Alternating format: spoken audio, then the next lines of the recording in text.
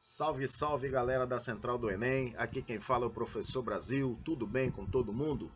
Espero que todo mundo esteja legal e preparado para mais uma aula no YouTube, tá? Do canal da Central do Enem. Estamos iniciando as nossas apresentações do ano de 2022 e nesse nosso primeiro encontro nós vamos resolver algumas questões da prova anterior, tá? Do Enem, levando em consideração o que a gente tem conversado na nossa aula presencial. Ou seja, devemos partir inicialmente na resolução da prova nas questões de nível fácil. E essas questões de nível fácil você vai enxergar em cima do quê? Da interpretação.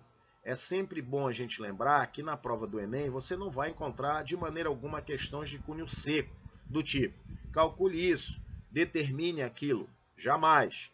As questões do Enem são questões contextualizadas, as quais, a partir de uma breve interpretação na leitura, você consegue enxergar a matemática ali dentro, transformando aquela leitura automaticamente em matemática e percebendo que se trata de uma questão de nível fácil. Então vamos lá à nossa primeira questão.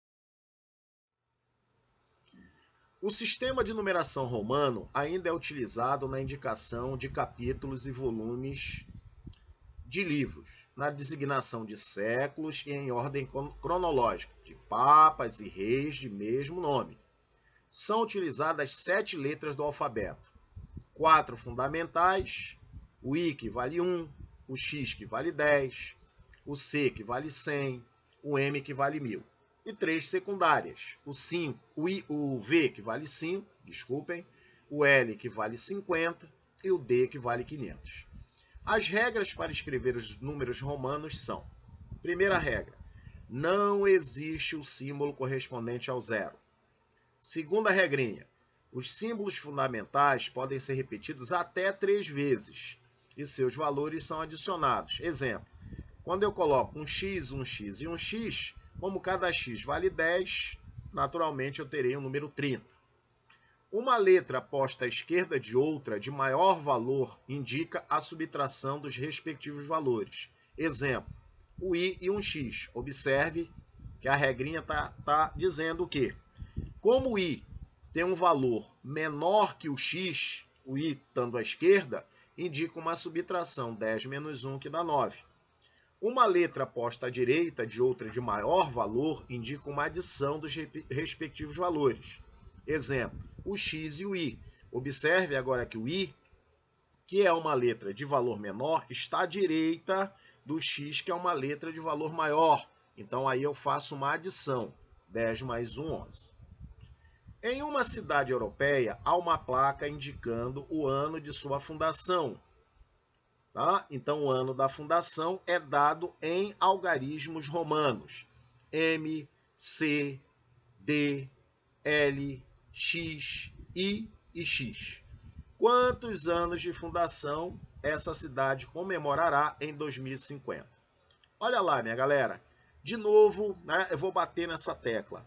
A interpretação é que vai fazer com que a gente enxergue a matemática fácil dentro da nossa questão.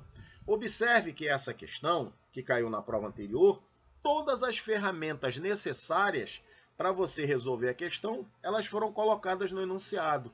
E com um detalhe, trata-se apenas de uma questão envolvendo o quê? Uma subtração simples, pois a resolução final da questão, ela vai se dar na subtração do ano de 2050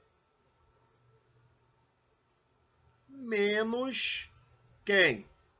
Menos o ano o qual a cidade foi fundada, naturalmente no nosso sistema de numeração, que é o sistema decimal, e não no sistema romano. Então, o que nós devemos fazer? Transformar esse número romano aqui, da fundação da cidade, no nosso sistema de numeração. Como é que a gente faz isso? Usando as regrinhas que foram dadas ao longo da questão. Então me acompanha lá. Começamos pelo M. Lá em cima, né? É dito pra gente aqui, ó, que um M vale quanto? Vale 1000. Então, temos o 1000. Temos aqui agora um C à esquerda de um D. Ora, pela regra número 3, se uma letra que está posta à esquerda de outra tem valor menor, nós efetuaremos o quê? Uma subtração. O C, né, ele vale 100 e o D ele vale 500. Então, pela regra número 3, nós temos uma subtração 500 menos 100, que vai dar quanto? 400. Ó. Então, o algarismo 4, o algarismo das centenas. Temos agora quem? Um L, né? Um L acompanhado de um X. Pela regra número 4, se eu tenho um símbolo de valor menor à direita de um símbolo de valor maior, indica o quê? Uma adição. Ora, como L vale 50 e o X vale 10, pela regra número 4, nós temos 10 mais 50, 60. Então, o algarismo das dezenas é o 6. E finalizamos com um I e um X. Ó. O I e o X, temos a regra número 3.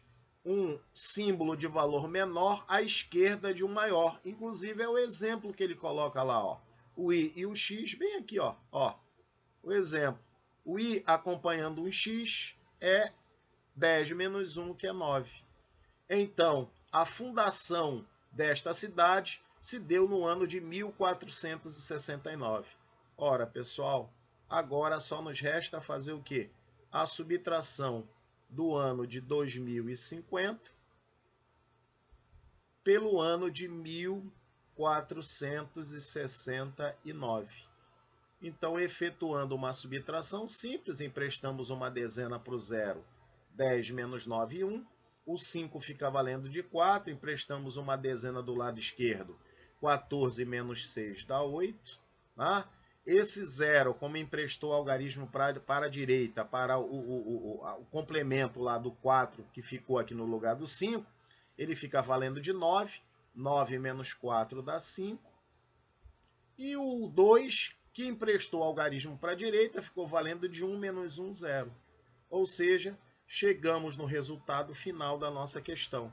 Quer dizer que no ano de 2050, tá, a cidade irá simplesmente comemorar 581 anos de fundação. Tá? Vamos lá marcar a opção correta. Tá? É só procurar lá, bem tranquilo. Nós teremos como resposta a letra D. Tá? A letra D. Bem aqui, ó. Então, uma questão simples, baseado pura e simplesmente na interpretação. Beleza? Vamos lá para a nossa segunda questão. Uma das bases mais utilizadas para representar um número é a base decimal. Entretanto, os computadores trabalham com números na base binária. Nessa base, qualquer número natural é representado usando apenas os algarismos 0 e 1. Por exemplo, as representações dos números 9 e 12 na base binária são 1001, que é o 9, e o 12, que é 1100, respectivamente. A operação de adição na base binária segue um algoritmo similar ao utilizado na base decimal, como detalhado no quadro. Ou seja, eu tenho na primeira coluna os valores de A na base binária, os valores de B na segunda coluna na base binária e a adição entre os dois. Então, pela regrinha que ele deixou aí pra gente, pronto.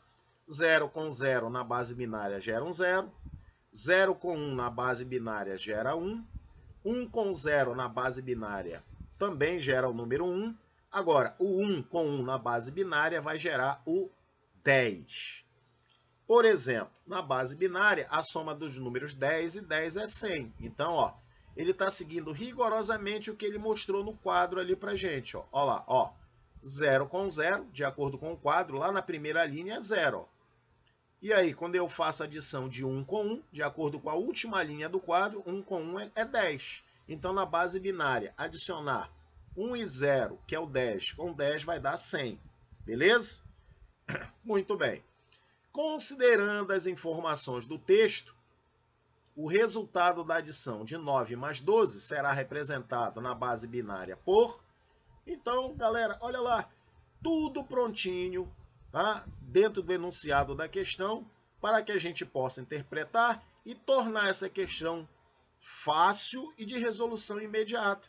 Olha lá, ele quer fazer a adição do 9 com o 12. Ele quer fazer essa adição. Só que ele não quer na nossa base, ele quer na base binária. E esses dois números na base binária foram dados no enunciado da questão. O número 9 é 1, 0, 0, 1. Já o número 12 é 1, 1, 0 e 0. Pronto, eu vou fazer essa adição. Como é que eu vou fazer essa adição? Ele deu a dica lá no quadro, prontinho pra gente, ó. Então vamos seguir a regrinha lá do quadro. Então, começando a adição, 1 com 0. Onde é que está 1 com 0? 1 com 0 está na terceira linha, né, do quadro. 1 com 0 dá 1. Então, aqui dá 1, ó. Depois nós temos o 0 com 0. 0 com 0 está na primeira linha da adição do quadro. 0 com 0 dá 0, ó. Depois nós temos 0 com 1. 0 com 1 está na segunda linha. 0 com 1 dá 1. E, finalmente, nós temos 1 com 1, que está na última linha do quadro. 1 com 1 é 10. Pronto, já temos a solução da questão.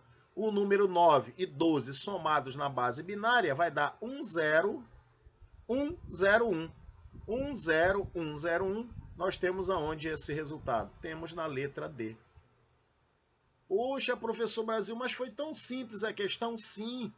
Por que é uma questão simples? Porque a gente partiu de uma leitura interpretativa, né, da questão, transformando tudo que a questão deu em informação para a matemática. É assim que a gente deve se comportar na prova, pessoal. Né?